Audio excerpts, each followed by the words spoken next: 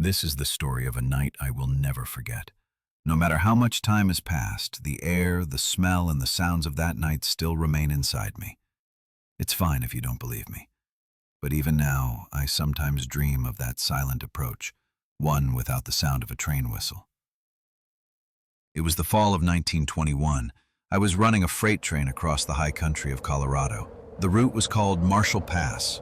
At 10,800 feet above sea level in the Rockies, where harsh winds and thin air tightened in a driver's lungs, that stretch was known even then as one of the most dangerous single-track sections in existence. That day, I departed at 5:40 p.m. from the Salt Lake City side, hauling coal. 3 passenger cars carried about a dozen civilians, mostly residents who used the small stops along the route. Some were families, some were merchants. They were quiet, but their expressions were relaxed. Beside me was my fireman, William, a solid young man in his mid-20s, quiet and dependable when it came to work. The climb up the grade was slow but steady. The wind was strong, but the weather was clear, and the sunset blazed over the mountaintops. Passengers gazed out the windows, speaking softly to each other, or dozing under blankets. Then, without warning, the train came to a stop. No sign, no vibration, just as if some invisible hand had yanked on the brake. The cars gave a short thump, and the pressure gauge in the cab rattled. I immediately checked the boiler pressure, wheel settings, and steam valves. Everything was in the normal range, no sign of a malfunction. William, check the brakes and the hydraulic system all at once, see if anything's wrong.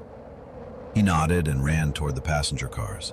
Meanwhile, I tried to get the engine moving again, but it only pretended to be functioning. It wouldn't budge an inch. The worst part was where we had stopped. This section was marked by the railroad company as a no-stop zone, a dangerous area of steep grades and slopes where trains were only allowed to pass based on strict timetables to prevent collisions. "Engineer!" William came back, frowning. "The brakes are fine, connections are fine. Mechanically, nothing's wrong." A cold shiver went down my spine. The train was in perfect working order, yet it had stopped in the most dangerous stretch on the line. Could it be that the telegraph office had sent us a message we hadn't received? But there was no telegraph station in this section, and we had already received clearance from the last station. There shouldn't be anything coming from the other direction. Then I saw it. Far ahead, at the end of the rails, a faint light flickered. At first, it looked like a bit of reflected light, but it grew sharper and brighter. "William, you see that light too, right?" He looked up and fell silent. On the tracks ahead, the headlight of a train was approaching. "That's impossible," I muttered without thinking. At this time, in this place, no other train could be coming. The schedule wouldn't allow it, and we were sitting dead still on a single track. I immediately pulled the whistle cord.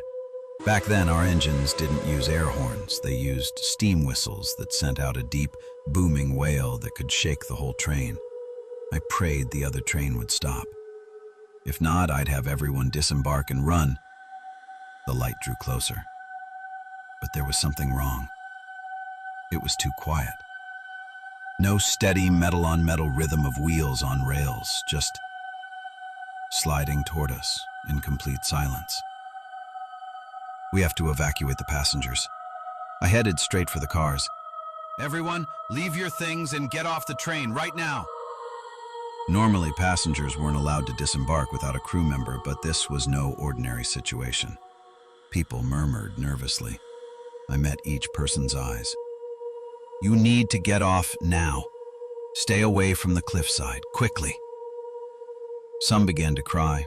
A couple with a child wrapped in a blanket headed toward the rear door. The train remained unnervingly still, but something terrible was coming closer. I kept blowing the whistle as I stared at what I couldn't believe was real. If this train was a physical object, we needed to get out, but for some reason, I couldn't move my feet. Neither could William. He stood frozen, as if compelled to see whatever was behind that light.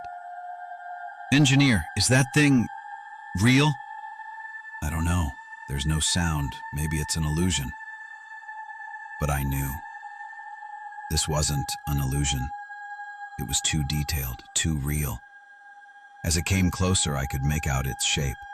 It was an old steam locomotive, but not the Baldwin model we used in the 1920s. This one was far older, with a wooden frame design from the late 1800s, not heavy steel. Its body was a mix of rusted metal and splintered wood, with traces of white paint clinging faintly to the surface. I swallowed hard. This train couldn't possibly exist anymore. Even if one had been preserved in a museum, it couldn't be running. And inside, there was a man.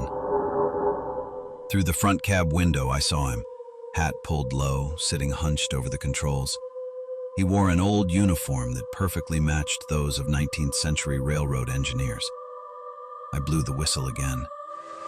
He didn't react. He only turned his head slightly, looking toward me, toward our engine. Our eyes seemed to meet, but his eyes were empty. Not eyes at all, but shadowed voids staring into nothing. William took a step back. "That's not human." I didn't breathe. My instincts, not reason, told me to release the brakes. I opened the steam valve, coaxing the engine forward. The train lurched as if it might move, but the wheels didn't turn. By then, the ghost train was right in front of us. No wheel sounds, no steam, not even a wisp of wind. I can't explain why we didn't run. My heart pounded in my ears, but my feet felt nailed to the rails. And then, time seemed to slow as the other train filled my vision and passed right through ours. It was like moving through water in a dream. No crash, no metal-on-metal impact, no jolt. Instead, the air in our cab plunged to freezing. A chill slid down my spine, and frost began to spread over the inside of the windows. William gasped, but didn't scream. He was staring through the window into the ghost train's passenger cars. There were people inside. Men and women in black coats, high collars, straw hats, feathered hats, all dressed in the fashion of the late 1800s. They stared blankly out the windows or turned slowly toward each other. But none of them had expressions. They didn't smile, frown, or look surprised. They simply gazed, pale-faced and empty-eyed, as if they no longer belonged to this world. The ghost train passed completely through us, engine, coal car, passenger cars, even a final freight car, until the last of it slipped through like mist. And then, it was gone. The tracks ahead were empty. No marks, no wheel prints, no steam, only the cold air remained. William collapsed onto the floor, gasping for breath. I wiped the sweat from my brow and looked outside. The mountains were calm, the sun was setting, and the rails stretched ahead like a long, empty road. Our train sat silent, unmoving. The ballast stones under the rails hadn't shifted an inch. It had left no sign it had ever been there. But we had seen it. I went to William and tapped his shoulder. "You all right?" He nodded without speaking, his face pale, eyes still following something only he could see. I remembered the passengers, so I went back and guided them aboard, telling them I'd figure out the cause before we set off again. They seemed calm. Either they hadn't seen the train or it hadn't been visible to them at all. But they looked unsettled by my own shaken expression. Back in the cab, I checked the boiler pressure again. Normal. Perfectly fine, as if nothing had happened. "Let's get moving." I turned the valve, fed the steam, and the train rolled forward smoothly, unnaturally smoothly. I looked ahead. The rails were empty. Where had it gone? I asked William, "You think the passengers saw it?" He hesitated, then shook his head. As the train picked up speed, I walked through the passenger cars. Those who had reboarded looked up at me with curious expressions, as if wondering, what was that all about? "Everything all right now? Why did we stop?" I couldn't tell them the truth, but I couldn't lie outright either. "There was an issue with the track ahead. It's fixed now. Please stay seated and relax." The train returned to its normal pace. The sun had set, darkness settled over the mountains, and cold seeped through the air. Back in the cab, I glanced at my hands. Frost clung to the backs of them. Even after I wiped it away, the chill returned, real and undeniable. William said nothing. He just sat beside me, adjusting the valves. That silence stayed with me. Slowly, fear and questions began to seep into me. What exactly had we seen? A train from the past? A tear in time itself? No one could answer. We arrived at our destination without further trouble. Most passengers left quietly, though a few asked me again, "Was something wrong earlier? What was that?" I hesitated. Track inspection, probably a signal error from the weather.